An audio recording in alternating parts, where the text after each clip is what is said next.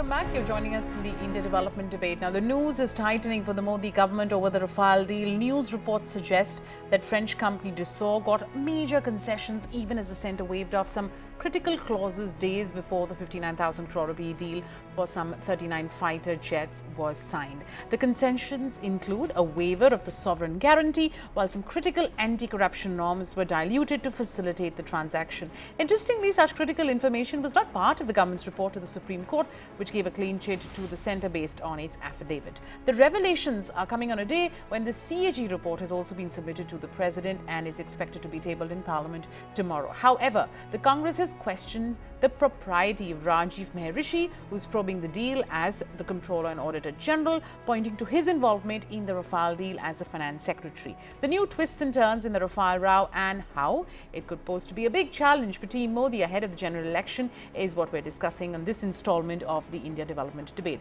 And to welcome me in now bringing on board our guests, we've got N. Ram, who's a senior journalist, and remember, it was a Hindu newspaper that's put out some of these damning allegations that we just walked you through. So we'll connect with him. From the BJP, spokesperson Vaibhav Agarwal is here with us. Adil Singh Boprai, who's a spokesperson of the Congress, and a strategic affairs expert, Maruf Raza, joins in as well. Gentlemen, good evening, and thank you so much for taking the time out. Mr. Ram, I want to start by talking about, the alleged improprieties that the Hindu has written about today. First, let's talk about the claim that the government waived off the anti-corruption clause in the Rafale deal. Now, you had Air Marshal SPP Sinha, who headed Rafale negotiations from the Indian side, say that, look, this is the third such pact where such a concession has been made, the US and Russia being the other two. So one could argue that this is not a deviation from what's been done in the past. It's very clear because this defense is being economical with the truth. The point is, A, this is not really part of the IGA. The IGA is the overarching scheme, framework. This is in the supply protocols. That is, the government of India in direct dealings with the two companies. Here it is, Dassault and MBDA, the second supplying the weapon systems. They execute supply protocols, and this is part of the protocols. In other words, they immunize the two companies, not the government, immunize the two private companies against any possible penalties or action against corruption. Corruption here includes commission agents, lobbying in an improper manner, and they also give up the right to or the demand that we have access to your books, the company books of accounts.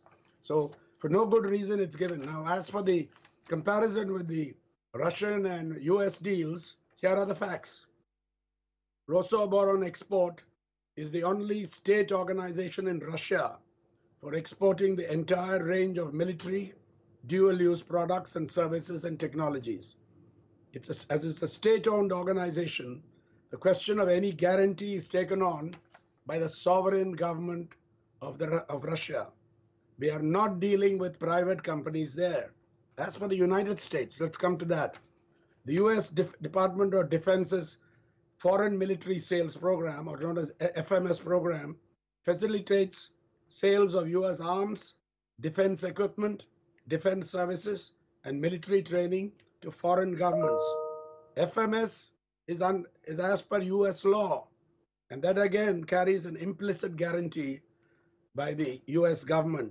Again, it can't be compared with this because here the two supply protocols are executed by the private companies with the government of India.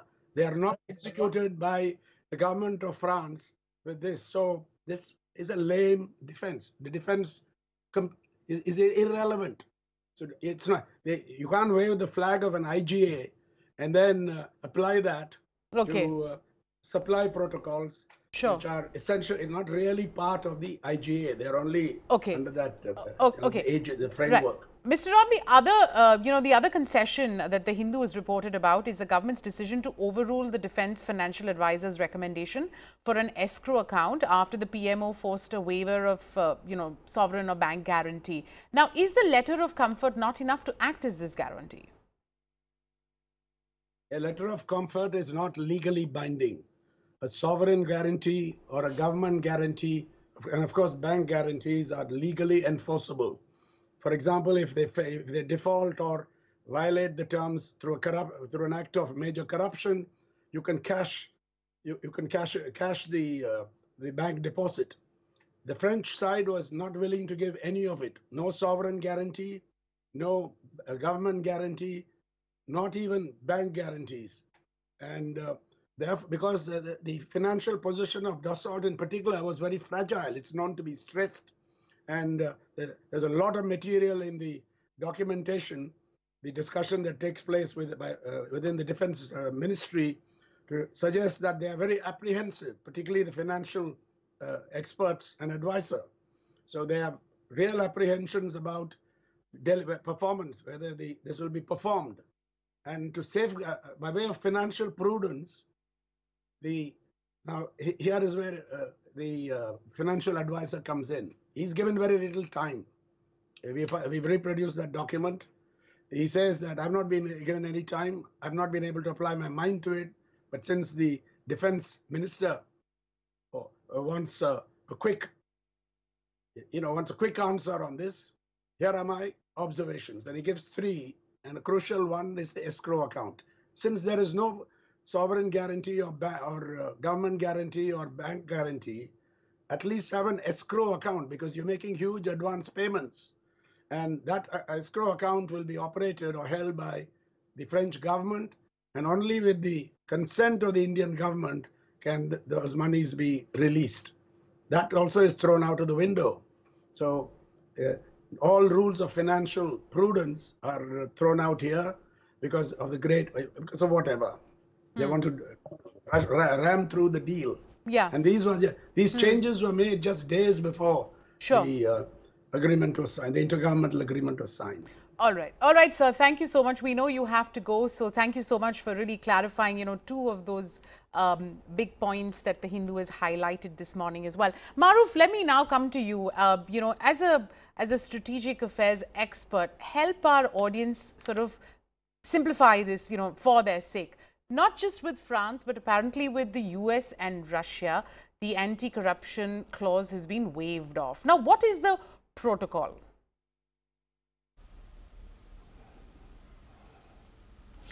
Well, Mr. Ram, even his earlier article where he had raised 5 points of criticism about the deal has been confronted and dismissed by many experts, because you can quote the facts and you can quote a lot of detail, but you can still be selective with your conclusions. Please understand, when a government-to-government deal takes place, I don't think there is any mention, as far as I know, in any previous deal that a sovereign guarantee has to be incorporated. The sovereign guarantee clause came up for us as recognition of what we could do if we decided to pull out of a deal when the Augusta-Westland scandal hit everybody. And that's when India pulled out the sovereign guarantee and took back its money. But in the case, an Augusta-Westland was a deal which took the normal DPP route, where the product was tested, amongst others, shortlisted and approved by the Cabinet Committee on Security, and then subsequently the stink were raised in Europe and Mr. Antony threw his hands up and called off the deal, notwithstanding the fact that previously Mr. Antony and his team had approved the deal. Now, sovereign guarantee, therefore, is a clause, as far as I know, which only comes into play when you are dealing with a private provider. Here, the government of India is dealing with the government of France. Obviously, the government of France is not like the government of India that owns and operates everything from DRDO to HAL and whatever. Mr. Ram is quoting the example of the Russian consortium that makes arms. But Russia, the entire industrial interface in Russia, from nuclear to space to defense, is owned by the government. Look at America. Yeah. All the private companies, they make and sell products under the blessings of the US government, and you have gone and bought with them. Now, I want to sort of take this issue to another matter, which is what really is getting people's backup is based on allegations made in the last day or two by the Congress party's spokespersons and former cabinet ministers who've said that the current CAG's credentials are Maruf, can we just, contestable Maruf, because before he we was go to the CAG, Maruf, before we go to the CAG, that's a point we will bring up, but I just want to first, just talk about what the Hindu has said, and then we'll talk about the CAG. Adil, the BJP is claiming that it was following the standard operating procedure laid down by the UP in 2013, which basically allows the Defence Ministry to not follow, necessarily the laid down rules and sign intergovernmental agreements with friendly foreign countries as per mutually agreed provisions between both sides. Now, how do you respond to that defense that's being laid out by the BJP? Adil. Well, Taneia, the recent revelations reinforce and vindicate our position that the Rafale deal is a textbook case of crony capitalism and corruption. Now, let's go one by one. Let's come to the first part about the interference by the Prime Minister's office and holding parallel negotiations as far as that's concerned.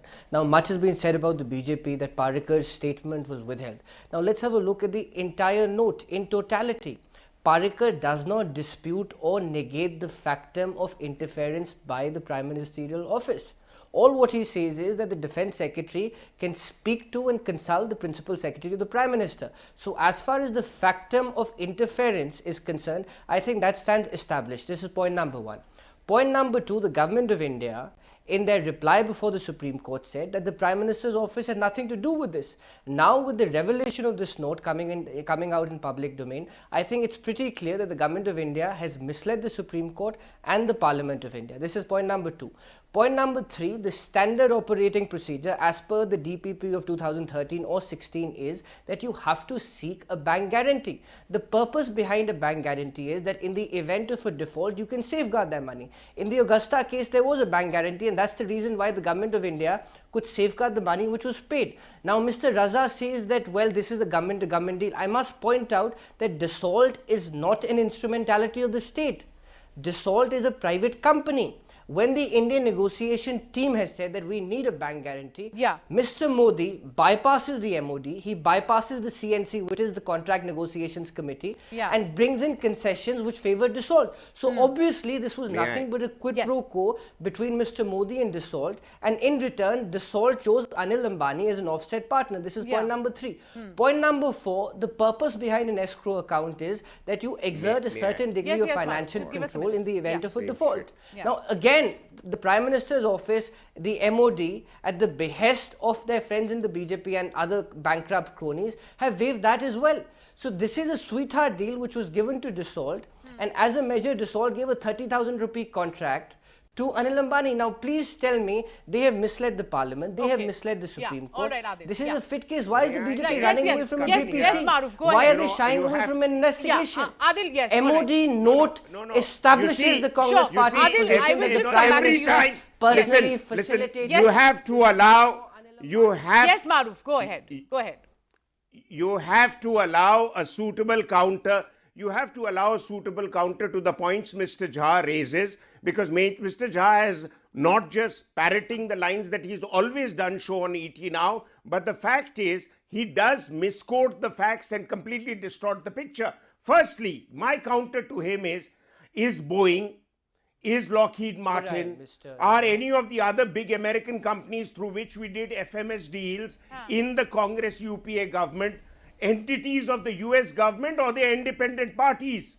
Why is it that Rafale is seen to be an independent party that the Government of India is dealing with, and the last two UPA governments dealt with American companies with the blessings of Washington, and this was not considered questionable? Firstly. Secondly, he keeps harping on 30,000 crores being given to Mr. Ambani, which is a figment of his imagination, inasmuch he says that the entire Rafale deal and the logistics and support clauses and the offset clauses finally leads to 1,50,000 crores when the deal is of 60,000 crores. And there is no public document which can help him confirm that. And thirdly, and most Maruf, I want to bring the BJP into this. Maruf, also, Maruf, I want to please bring the BJP into it, and you also I want to say respond, you're speaking with Taneia. Adil Singh Boparai is our spokesperson from the Congress. So, you know, I just wanted to sort of lay that out there. Vaibhav Agarwal from the BJP has joined us. Vaibhav, you know, despite the defense procurement policy making it clear that an integrity or anti-corruption pact has to be reached during intergovernmental agreements on defense purchases above 100 crore, the government failed to make watertight provisions for this deal. Now, you know, before you sort of joined in, we had Mr. Ram from The Hindu speak to us as well. You know, firstly, respond to what I just laid out. Why is that? See, Taneia, apologies for joining in late. My other debate got stretched 5 minutes extra. Now, see, I'll tell you what, it is not for me to comment on the actions of the government. I'm a private citizen. I am not supposed to be privy to any governmental deal with the highest of national security integrity in place, and the nitty-gritties in between. Now, I have a question. How did Mr. Ram get his hands on that document, and whether the document released is doctored or true or not? Why? Because the 2 days back when he released a document, that was actually found doctored. So you know, I'm casting aspersions on the entire story that has been brought up by The Hindu. That's point number one. Point number two, it is within the prerogative, within the rights of the government to take certain actions and reactions. Now, my question is that when the fraud was being, so-called Congress perceived fraud was being discussed, the Rafale was being discussed in the parliament, and both the finance minister Shri Arun Jaitley and Nirmala ji gave their own clarifications on the matter on record. My question is that when Rahul ji was talking about certain recordings, etc., and the chairwoman of the parliament, Sumitra Didi, actually asked him to submit that proof to the evidence to the parliament, why didn't he bring in that when the court case was there? Why didn't the documents were brought up? What is this channel using? What is Rahul ji using Mr. N. Ram to declare some documents which are found to be doctored? What is that is losing his credibility on his own? Now, why is he trying to even do that? Okay. Sorry? Adil, let's talk Can I about. come in, please, Taneia? Yes, but no, but Adil, I also have. I'm surprised. No, 1 minute, Adil. I also have another question to ask of you. You know, first, your party was banking on the CAG report, but now you want Rajiv Mehrishi to recuse himself because he was the then finance secretary. I think you know, you had Minister Jaitley clarifying that look, finance secretaries have no role in expenditure files when it comes to the defense ministry. Has your party somewhere mixed up the roles and duties of you know, secretaries as is being alleged by Union Minister Jaitley? Well, Taneia, as a preliminary point, let me make it very clear that pricing can never be a matter of confidentiality. We're talking about public money. We're not talking about money which flows out of Jai Shah or Amit Shah's bank account. This is taxpayers' money, and the country deserves to know how much money was spent. This is point number one.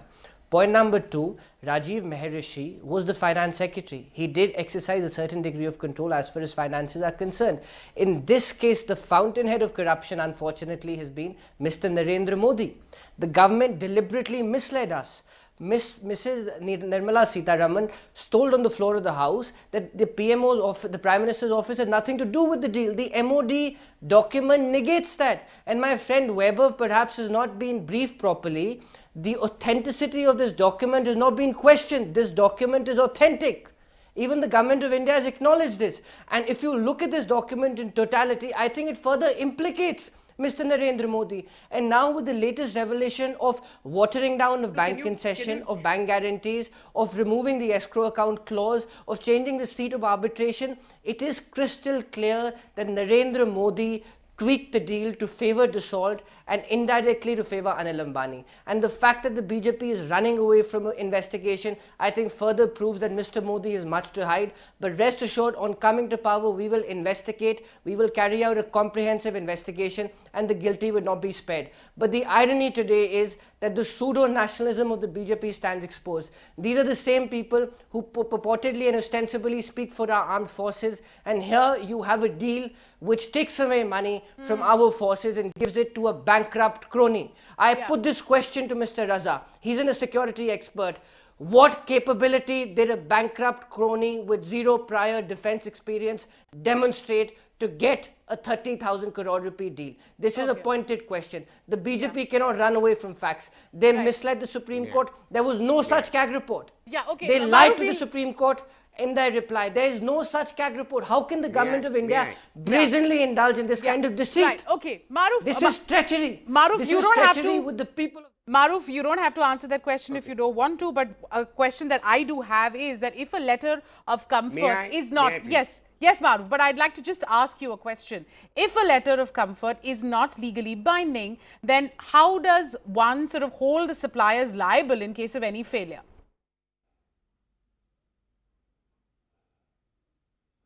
Well, the fact of the matter is that, you know, a lot of countries of international standing, and France is a P5 power, they take their commitment to another country very seriously. There is a kind of a contractual obligation which goes beyond letter of comfort or whatever other escrow account or whatever term we are talking about. But I want to respond to the question that was raised to me. You see, the question was that why was 30,000 crores worth of business given to Mr. Ambani? This is a line that has been hammered again and again by the Congress party and its spokespersons. Plus, the only evidence that we have is the interview of the CEO of Dassault, who has gone on record to say, A, not more than 850 crores worth of business is going to be eventually given to Mr. Ambani. And there are more than 70, if not 100 offset partners. Now, I don't know why this is not registering with the Congress spokespersons unless they just want to look away from it and continue to keep parroting the same line.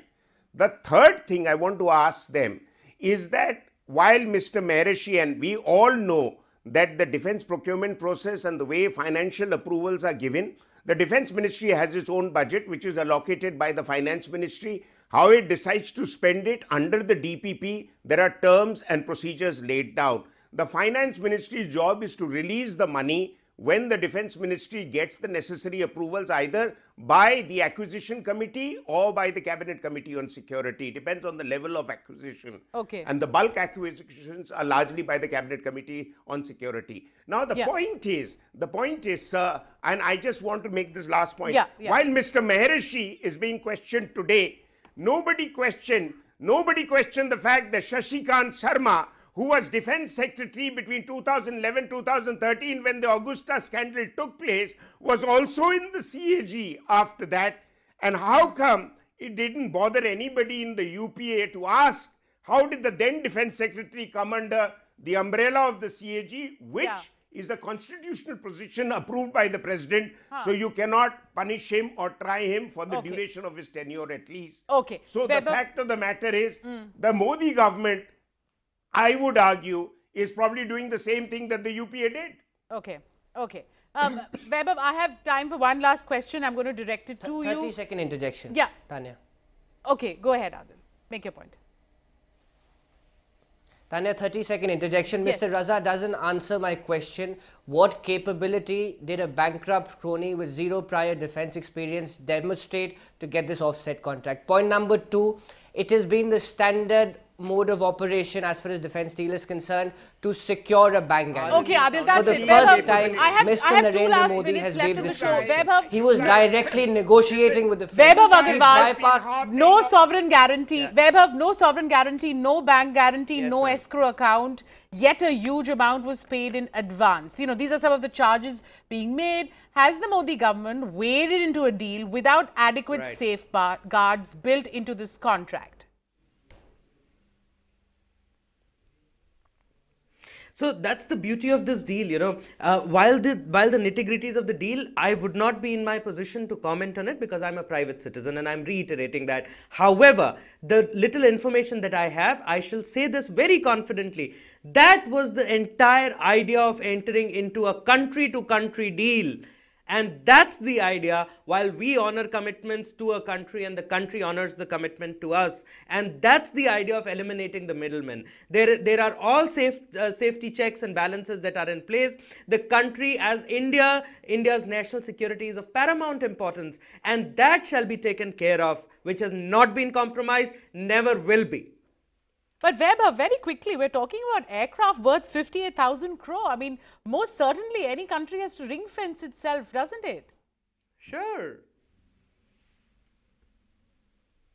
Well, there are checks and balances in place. As I said, it is not for me to comment on it as a private citizen, but that's a question for the Congress to probably pick it up in the Parliament, and they missed an opportunity when this question was picked up. You remember, Rahul Gandhi did try to pick this question up, and Honorable Finance Minister Arun Jaitley at that time did answer this in the Parliament, in the open Parliament, with the entire numbers of the offsets. And that's exactly when the jibe came that I think Rahul Gandhi has got mistaken with his numbers between his bank account and the deal that the Rafale has happened. Okay. All right, gentlemen, with that, I'm going to thank each one of you, and thank you for taking the time out for what's been a very spirited debate. And, you know, we could sort of go on, but I'm afraid we're, you know, running way short of time. Vaibhav Agarwal, Adil Singh Boparai and Maruf Raza. Gentlemen, thank you so much for taking the time out for us.